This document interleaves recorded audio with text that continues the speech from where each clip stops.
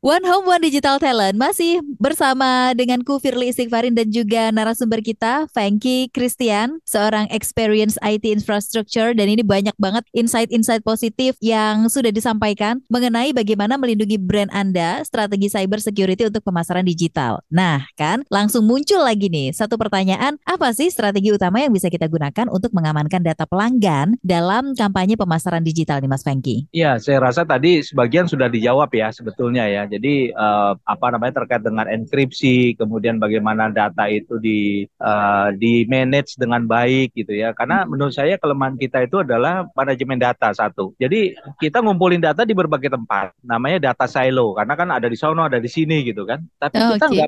nggak memanage-nya itu gitu, nggak memanage siapa yang bisa akses itu satu ya kan. Kemudian yang kedua kita nggak memberikan batas akses. Ini yang paling banyak sering terjadi. Mhm. Di berbagai sistem yang kita kembangkan, kita biarkan sistem itu mereka bisa akses dari mana saja. Nah, Hmm. apalagi semenjak semua orang tahu yang namanya Google Drive, semenjak Iya. orang yang tahu namanya OneDrive gitu kan, semua data itu taruh aja di situ, kemudian tidak dibatasi aksesnya. Dan ini hal-hal yang menurut saya ini perlu orang yang khusus untuk apa namanya melihat bagaimana data kita dilakukan, di manage gitu ya. Istilah saya data manajemen namanya. Karena apa? Karena ini bisa mendefinisikan kan, oh ini data yang sifatnya publik. Nanti ini kalau peraturan apa data perlindungan data pribadi berlaku, kita mesti mendefinisikan itu. Ini data yang boleh diakses oleh umum gitu kan, sama data yang harus kita jaga dengan baik gitu. Terus harus kita definisikan juga data itu ada di mana. Mhm. Ada di tempat kita, ada di tempat provider. Kalau ada di tempat provider, siapa yang melakukan dan melakukan apa, itu harus jelas ininya, apa namanya, aturannya gitu kan. Karena apa? Banyak perhatiin deh, banyak kasus yang terjadi, data itu ada di luar negeri Indonesia, di luar negara kita. Bagaimana kita mau menjangkau data itu apabila data itu diambil sama orang luar sana? Iya. Kita nggak bisa ngapa-ngapain. Nah, jadi manajemen data ini juga penting. Makanya undang-undang kita kan meregulasi itu. Kalau Anda bergerak di bidang finansial, bidang-bidang tertentu ini, datanya harus ada di Indonesia. Apalagi kita udah punya undang-undang terkait dengan itu tahun 2019, ya kan? Tapi apakah itu diterapkan? Nah, ini yang menurut saya perlu ada yang memastikan itu semua. Kita si pemilik data harus memastikan data kita ada di mana sih, gitu kan? Ada di data center A. Kalau kita pakai cloud, cloudnya ada di data center Indonesia apa enggak, gitu kan? Hmm. Mhm. Kalau misalnya dia di luar terjadi apa-apa, kita nggak bisa ngapa-ngapain loh. Kita mau nuntut siapa? Iya. Orang dia ada di luar kok gitu kan. Jadi itu satu penting banget yaitu pengelolaan data atau manajemen data yang tepat gitu ya. Mhm. Terus Mhm. tadi saya udah cerita juga soal kebijakan password gitu ya. Nah, coba di-define bagaimana kita mendefinisikan password kita. Bahkan kalau perusahaan-perusahaan yang sangat ketat, mereka ngakses file aja dikasih password loh. Dan Oke. password itu kagak boleh dikirimkan lewat teks. Jadi nggak boleh pakai SMS, nggak boleh pakai WA gitu. Jadi telepon. Ya telepon kek, ya ketemu kek. Jadi password Oh. itu begitu satu. Terus kalau di finansial tuh sangat umum. Password itu Oh. mesti dipegang oleh dua orang minimum. Jadi kalau dalam satu password karakternya misalnya minimum 8, ya Firly pegang 4 karakter, saya pegang 4 karakter gitu kan. Hmm. Mhm. Jadi saya masukin datanya pas mau buka emailnya, mau buka passwordnya, mau buka sistemnya, mau buka filenya kita saya duluan, terus Firly ngetik. Jadi bisa terbuka gitu loh. Nah itu yang Oke. disebut dengan kebijakan password gitu kan. Jadi tadi yang passwordnya mesti secara reguler bisa diganti. Jadi kita dibilangin ke user, nanti dari sistem otomatis nih per 3 bulan atau per bulan. Kalau yang critical per bulan dia ganti. Kalau yang misalnya nggak critical kayak email kita misalnya per 3 bulan, per 6 bulan ganti. Mhm. Karena apa? Kadang-kadang orang nih kalau udah resign dari satu perusahaan, Mhm. dia hapus email. Kadang lupa adminnya. Ya. Nah kalau dia lupa, berarti emailnya bisa dipakai sama orang lain kan? Mhm. Nah, kalau emailnya dipakai orang lain, dia nyamar nih. Oh, saya ngirim dari ini, seolah-olah itu gitu. Nah, Hmm. jadi itulah yang saya sebut dengan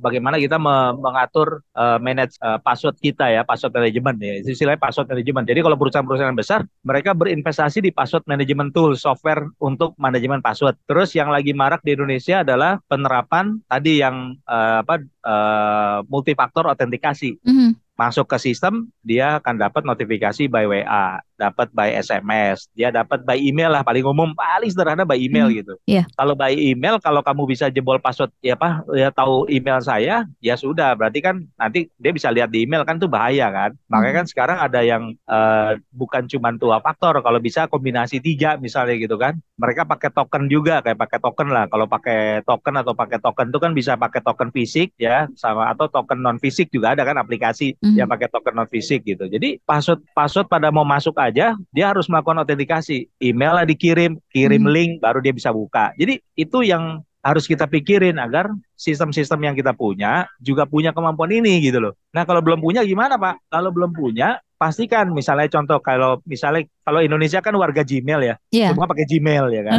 Gmailnya udah minimum udah two-way factor gitu. Two factor authentication. Jadi mereka sudah pada ada notifikasi ke kita bahwa ada yang sedang mengakses gitu. Kamu suka perhatiin nggak sih kalau saat ada emailmu diakses sama device lain, muncul tuh notifnya sebetulnya. Iya, iya. WhatsApp Iya juga kan? seperti itu. Wah, makan WhatsApp juga seperti itu. Cuman kita punya kepedulian nggak? Nah, gitu kan. Kadang-kadang, kok ada yang ngakses ya email gue ya? Siapa ya? Gitu kan. Ya, kita bisa cek tuh dalam sistem. Ini dari IP mana? Dari komputer mana? Gitu kan. Bisa ketahuan nih dia siapa yang akses gitu loh.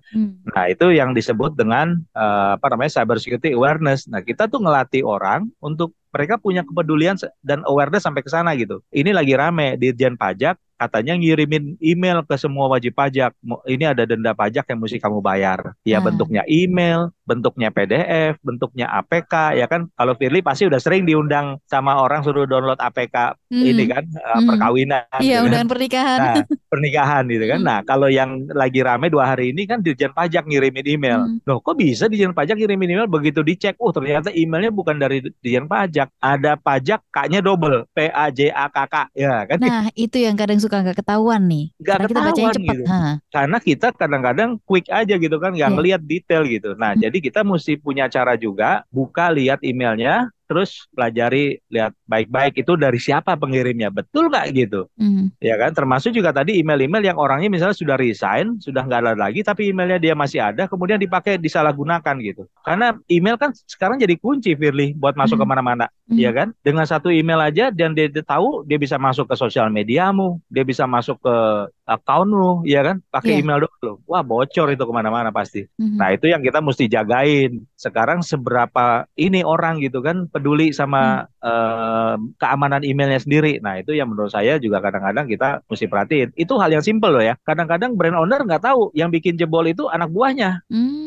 Ya kan, anak buahnya tanpa sadar dia pakai password, login ke Gmail atau login ke email, terus emailnya dia klik, terus dia buka kemana, masuk deh tuh virus, masuk deh tuh ransomware, ngambil data gitu kan. Nah, ini nih. Iya kan, ngambil data, kemudian tahu-tahu datanya sudah ada di dark web, datanya sudah dijual, tahu-tahu besok ada notifikasi, ya kan, kamu kalau nggak bayar, saya sebarin loh datamu ini, gitu kan. Nah, yang dia kejar sebetulnya finansial aspek gitu kan, gitu. Sama tadi, selain finansial aspek, dia mau ngancurin brand kamu gitu kan. Nah, itu yang menurut saya kalau kita jadi brand owner, kita mesti ini banget ya kan. Saya pernah nanganin satu kasus di mana produk yang mau di launching udah bocor duluan. Ternyata apa gara-garanya? Gara-garanya orang desainnya itu Windows-nya nggak diupdate. Karena Windows-nya nggak diupdate tadi yang saya cerita, Windows update itu, padahal kan cuma klik 3 menit paling dia restart selesai dong ya kan.